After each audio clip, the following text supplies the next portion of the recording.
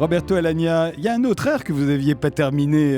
Vous aviez quitté la scène alors que vous étiez dans Aïda de Verdi. Là, vous ne l'avez pas mis sur le disque, hein, celui-là. Il est enregistré, il est sur le DVD de La Scala. Oui. C'est-à-dire que l'Aïda de La Scala, il y a cet air.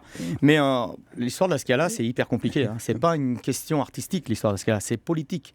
C'est un truc énorme. C'est pire que l'assassinat de Kennedy. Ah oui, à ce point-là. Bah oui, c'est un truc incroyable. C'était la première fois qu'il y avait un Français à la direction de La Scala. Et c'est des institutions italiennes comme le Vatican et tout ça. Donc ils avaient un Polonais au Vatican et un Français à La Scala. Après, c'était des histoires entre Berlusconi et Prodi. Et c'est pour ça que vous avez quitté la scène Non, j'ai pas quitté. C'est qu'ils m'ont prévenu au départ en me disant qu'ils allaient faire un coup contre Prodi qui était là. Voilà. Et moi, ce que j'ai fait à la première, j'ai changé la parole. C'est-à-dire que dans le Aïda, le premier mot que je dis, c'est un esercito di Prodi. Ça veut dire un régiment de braves vont être accompagnés. Mais Prodi, c'était aussi le Premier ministre.